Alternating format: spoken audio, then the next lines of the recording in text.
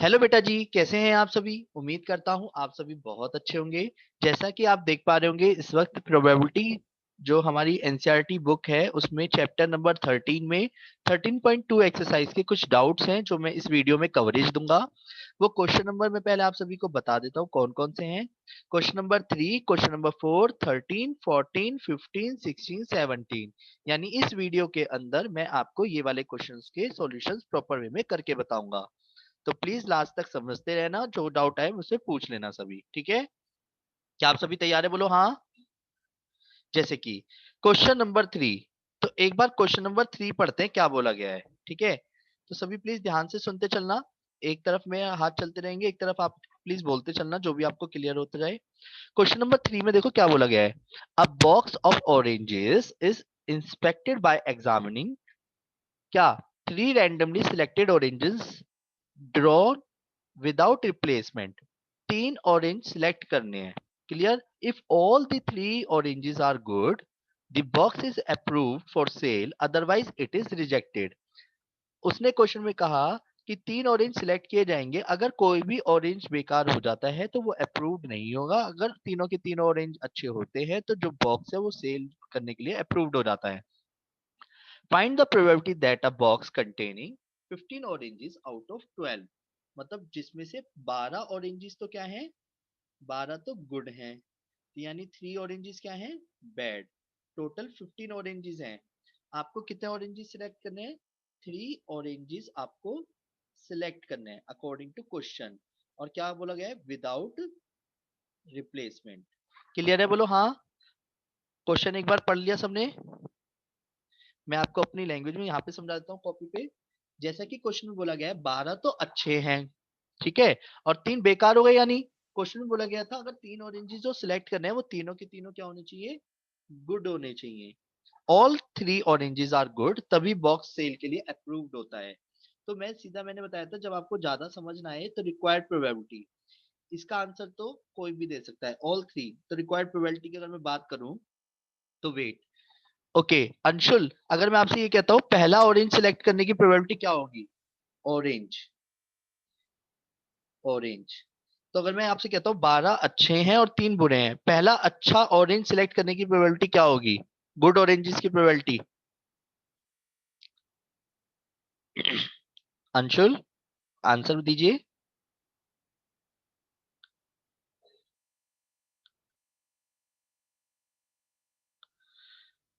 Total probability क्या होगी good के होने की प्रोबेबिलिटी, कोई भी एक जना आंसर कीजिए।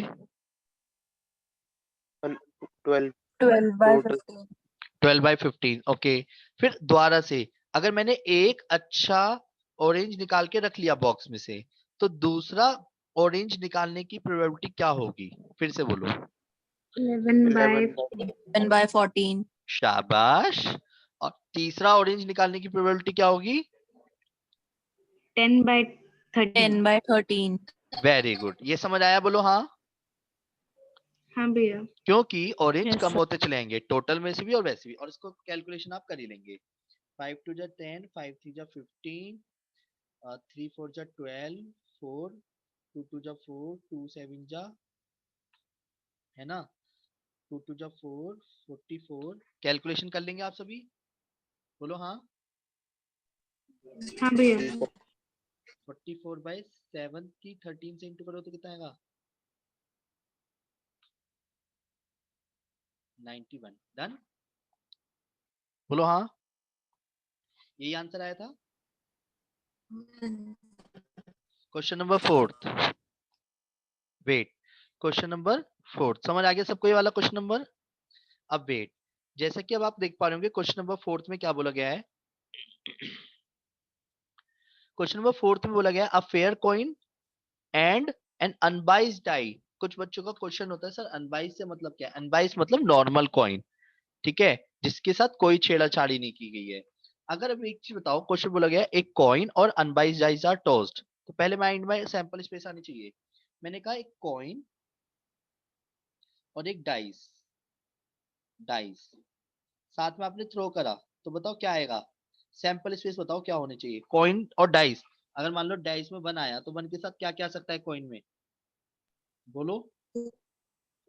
1 head, 2 head, 3 head, 4 head, 5 head, 6 head, है ना। फिर 1 के साथ टेल भी आ सकता है, 2 के साथ टेल आ सकता है, 3 के साथ टेल आ सकता है, 4 के साथ टेल आ सकता है, 5 के साथ टेल आ सकता है और 6 के साथ टेल आ सकता है। यहाँ तक किसी को कोई दिक्कत है क्या कर रहा हूँ? बोलो। No sir. No sir. अब वेट, अब बात आती है, क्वेश्चन पढ़ते हैं दोबारा से। क्वेश्चन में क्या बोला गया है? क्वेश्चन में बोला गया है ए जो डिनोट कर रहा है वो किस चीज को डिनोट कर रहा है? हेड अपीयर्स, हेड अपीयर्स को। क्लियर? क्लियर है। बी डिनोट किसको कर रहा है? 3 ऑन द डाई को।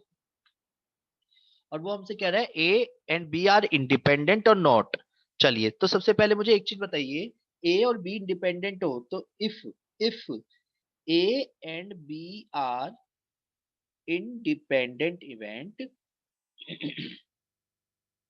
इंडिपेंडेंट इवेंट, तो बताओ प्रोबेबिलिटी क्या होगी? इंडिपेंडेंट के केस में ए इंटरसेक्शन बी किसके बराबर होता है? बोलो। Probability of A into probability of B. Very good, probability of A probability of B के बराबर होनी चाहिए। तो एक मिनट, तो इसके लिए हमारे को खुद से सारी चीजें पूरी करनी है।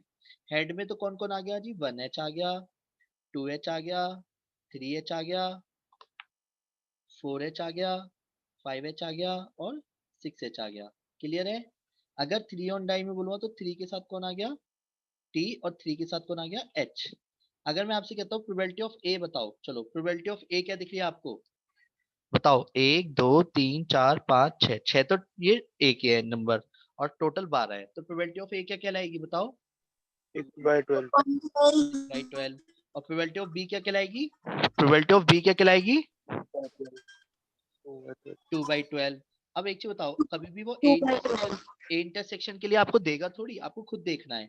3 भी होना चाहिए और हेड भी होना चाहिए। लैंग्वेज को तो जोड़ो, 3 भी होना चाहिए डाइस में और हेड भी आना चाहिए। तो कौन कौन आ सकता है 3 के साथ? 3h, यस और नो? 3, तो प्रोबेबिलिटी ऑफ ए इंटरसेक्शन भी क्या आएगा सॉल्व करके? 1/12। 1/12। अब जरा चेक करते हैं, 1/12 हमें पता है, प्रोबेबिलिटी ऑफ ए 6/12 थी, प्रोबेबिलिटी ऑफ बी 2/12 थी। 6 2 जा 12, 2 से 2 कटा, 1/12 इज इक्वल टू किसके आ गया? देखो 1/12 के। तो अगर LHS RHS के बराबर आया है तो ए एंड बी इंडिपेंडेंट है या नहीं है?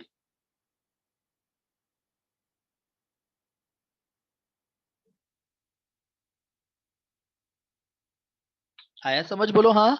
सो A and B are independent events clearly, क्योंकि LHS is equal to RHS। ये वाला क्वेश्चन क्लियर हो गया? बोलो हाँ। जी भैया। हाँ भैया। चलिए, अब आते हैं नेक्स्ट क्वेश्चन पे। ठीक है, मैं आप सभी से क्वेश्चन जो है अभी पढ़ना चाहूंगा।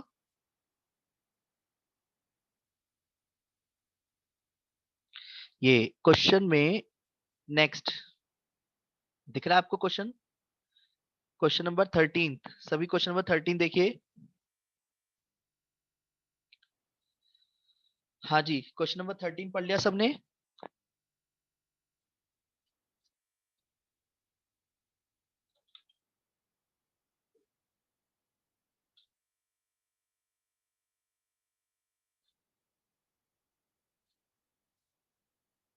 हाँ जी, एक बार हाँ ना तो बोल दो। हाँ भैया पढ़ लिया। तो क्वेश्चन नंबर 13 में सब मैं भी पढ़ लेता हूँ एक बार। तो क्या बोला गया है? उसने बोला 13 के तीनों पार्ट बताने हैं या एक पार्ट बताना है? बताओ जल्दी जल्दी बोलो, तीनों ही बता देता हूँ, छोड़ो। क्वेश्चन में बोला गया थर्ड वाला। है, तीनों ही बता रहा हूँ दीदी मैं, है ना।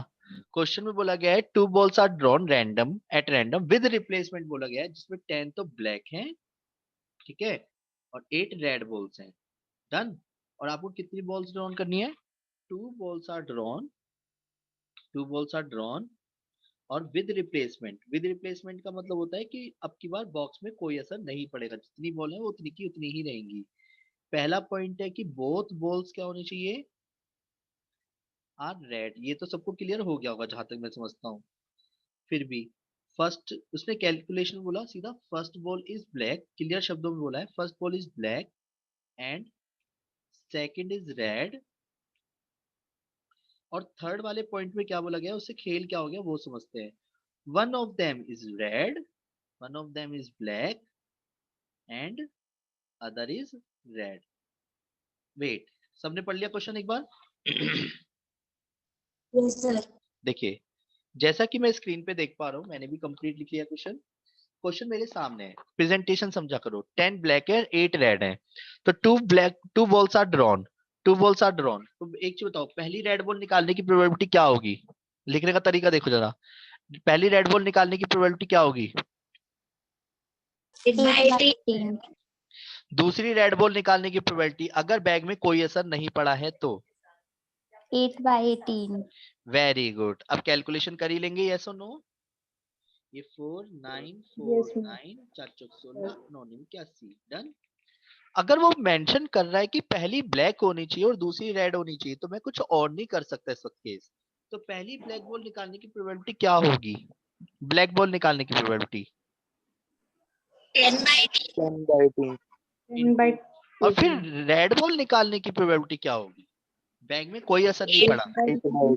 8/18. क्लियर है? अब सभी शांत बनाए रखें। अब समझना जरा मैं क्या बता रहा हूँ। जब वो हमारे को ऑप्शन दे दे, देखो उसने बोला one of them is black and other is red, तो माइंड में क्या ये फिक्स कर दूं कि पहली ब्लैक होगी या रेड होगी? बताओ कि पहली ब्लैक होनी चाहिए, दूसरी रेड होनी चाहिए। क्या इसका सेंस ये निकल रहा है? जब एक बात के बहुत सारे मतलब निकलते हैं, तो हम क्या करते हैं? सारे मतलबों को यानी केसेस को ऐड करते हैं। देखो, यानी कि पहली ब्लैक बॉल हो सकती थी, फिर रेड हो सकती थी, फिर क्या हो सकता था? पहली रेड हो सकती थी, फिर दूसरी ब्लैक हो सकती थी। तो पहली ब्लैक निकालने की जो प्रोबेबिलिटी होगी वो क्या होगी? 10/18। और रेड निकालने की प्रोबेबिलिटी क्या होगी? 8/18। अगर आपको ये वाली प्रेजेंटेशन समझ नहीं आती तो कोई दिक्कत नहीं है, आप डायरेक्ट ये वाली चीज लिख सकते हो। पर इसमें ना एक क्लैरिटी आ रही है कि पहले ब्लैक फिर रेड, पर ऐसा जरूरी नहीं है। इसलिए पहले रेड फिर ब्लैक भी निकल सकती थी, जिस वजह से कई बच्चों के आंसर मैच नहीं करते। 2 into 10/18 और 8/18, क्योंकि इसमें दो सेंस निकलने हैं। और पहले वाले में ये क्लैरिफिकेशन थी कि पहली ब्लैक होनी चाहिए, दूसरी रेड। ये क्लियर थी बात? बोलो हाँ। और कैलकुलेशन आप कर ही लोगे। आया समझ? बोलो हाँ। 2 5 जा 10, 2 9 जा 18, 2 4 जा 8, 2 9 जा 18, 5 दूनी 10, 40, 9 दूनी 81। आया समझ? बोलो हाँ। बोलो ना हाँ, जल्दी जल्दी बोलो, बोलो हाँ जी। हाँ। आया समझ? जी जी भैया। अब आते हैं क्वेश्चन नंबर 14 पे। तो एक बार आप सभी प्लीज ध्यान दीजिएगा। अरे ये क्वेश्चन तो बहुत इम्पोर्टेंट है। पता है कैसे? हाँ जी, हेलो, क्या आप सभी तैयार हैं इस क्वेश्चन नंबर 14 को सीखने के लिए? Yes, sir. इसे तो पहले Yes. सभी इंपोर्टेंट मार्क कर लो। 14th क्वेश्चन बहुत सारी बातें सिखाएगा आपको। क्वेश्चन नंबर 14 बहुत सारी बातें सिखाएगा, प्लीज लिख लीजिए सभी अपने पास। देखो, एक तो उसने प्रोबेबिलिटी ऑफ ए दे रखी है 1/2, प्रोबेबिलिटी ऑफ बी दे रखी है 1/3, और पहला उसने पॉइंट बोला है दी प्रॉब्लम इज सॉल्व। इसकी प्रोबेबिलिटी बताओ, है ना? और एक उसने दूसरा पॉइंट बोला है, क्या दूसरा पॉइंट क्या बोला है बताओ? Exactly one of them. Question पढ़ लिया सबने?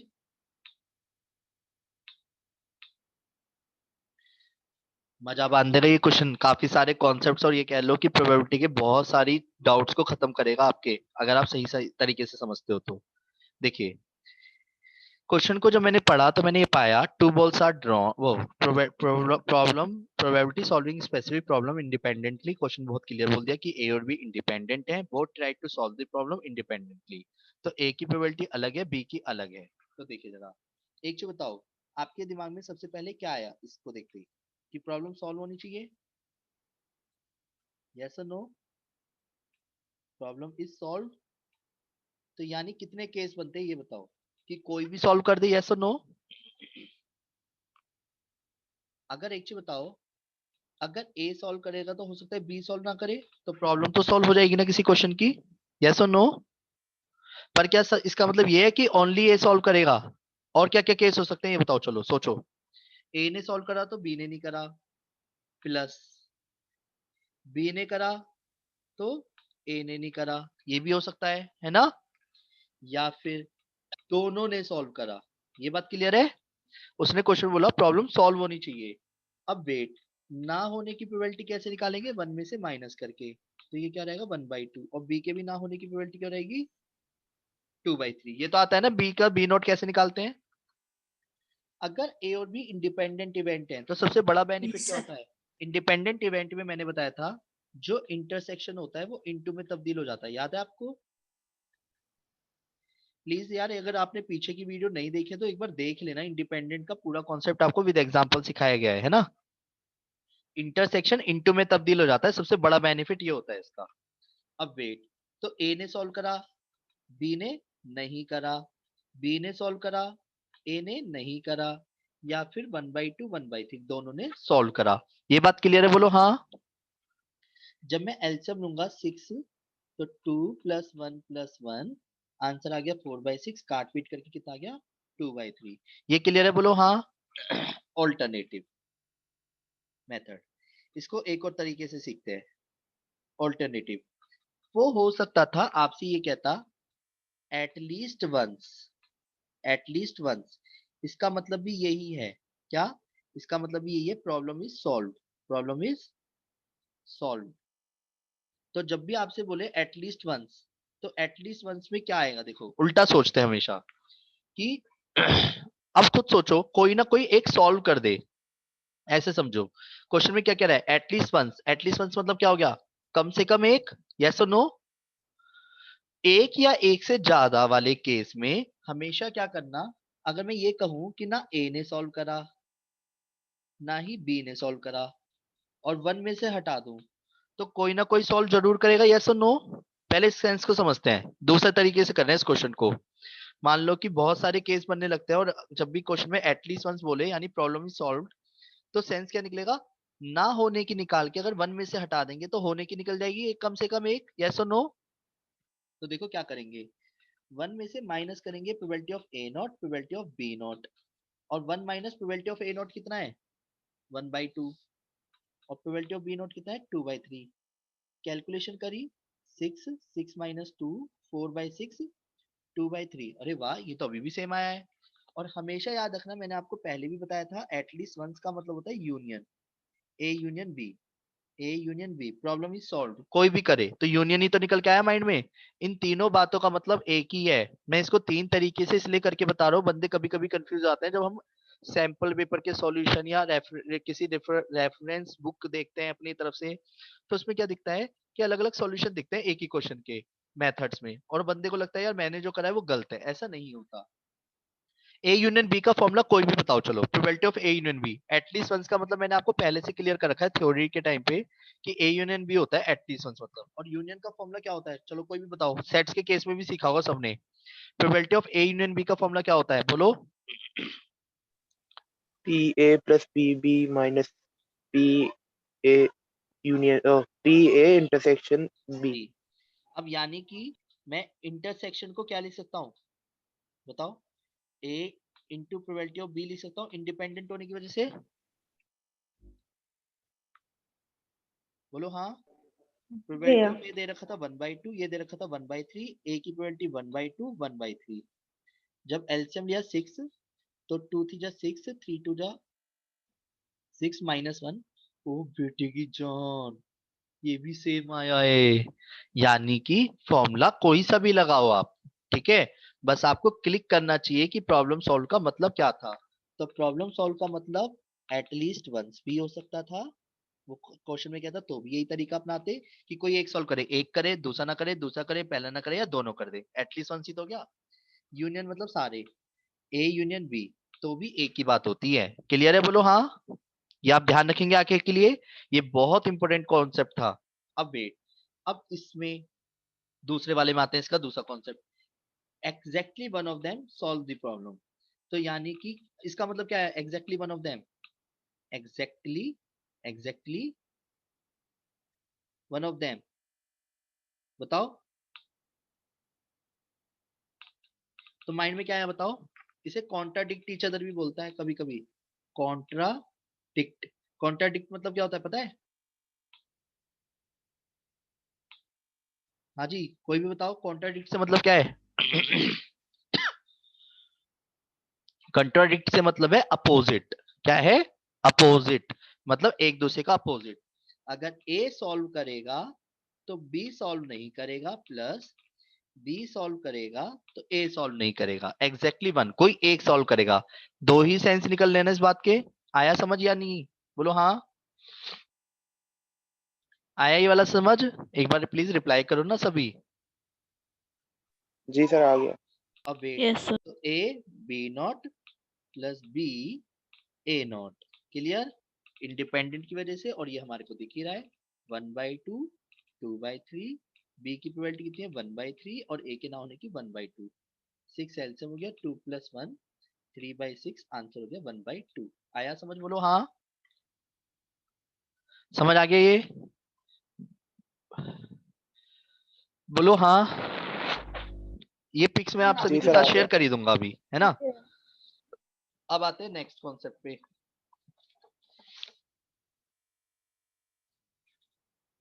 नेक्स्ट पे आते हैं। अब आते हैं क्वेश्चन नंबर, आपने मेरे से पूछा था कौन सा? 15th।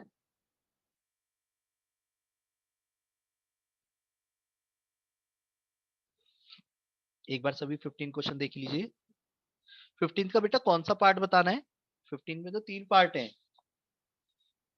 हाँ जी बेटा, 15 में कौन सा वाला पार्ट बताना है? जिसने भी 15 पूछा है प्लीज बताओ ना। थर्ड भैया। थर्ड वाला। तो ठीक है, एक बार सभी प्लीज 15th क्वेश्चन को देखिएगा। क्वेश्चन में बोला गया है ई और एफ का क्या मतलब है। पहले तो ई लिख लेता हूँ। ई का मतलब है किंग और क्वीन। एफ का मतलब है क्वीन और जैक। क्वीन और जैक, ओके। 15 का ये है थर्ड पार्ट। सबने कल पढ़ लिया क्वेश्चन एक बार? क्वेश्चन में बोला गया है कि इंडिपेंडेंट है या नहीं है, ये बताना है। तो देखो 15 क्वेश्चन यहाँ पे दिख रहा है सभी को। जब भी और वर्ड बोले, और मतलब दोनों मिला के, तो एक चीज बताओ, ई की प्रोबेबिलिटी क्या होनी चाहिए दोनों को मिला के? किंग कार्ड कितने होते हैं बताओ? किंग कार्ड कितने होते हैं? किंग कार्ड कितने 4 होते फोर। सर। हैं? 4। और क्वीन कितनी होती है? 4 4। तो टोटल मिला के कितनी हो गई? 8/52। पहले ये क्लियर है?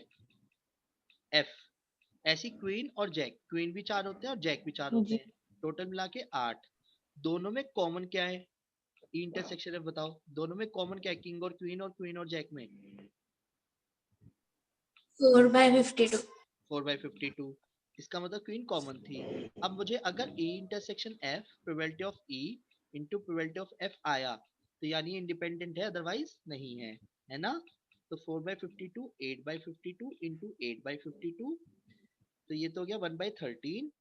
यहाँ पे काट पीट करा, 4 2 जा 8, 4 ये 13, 4 2 जा 8, 4 ये कितना आया 13, तो ये तो आ रहा है 4/169, जो कि बराबर नहीं है। So E and F are not independent events. आया दीदी समझ?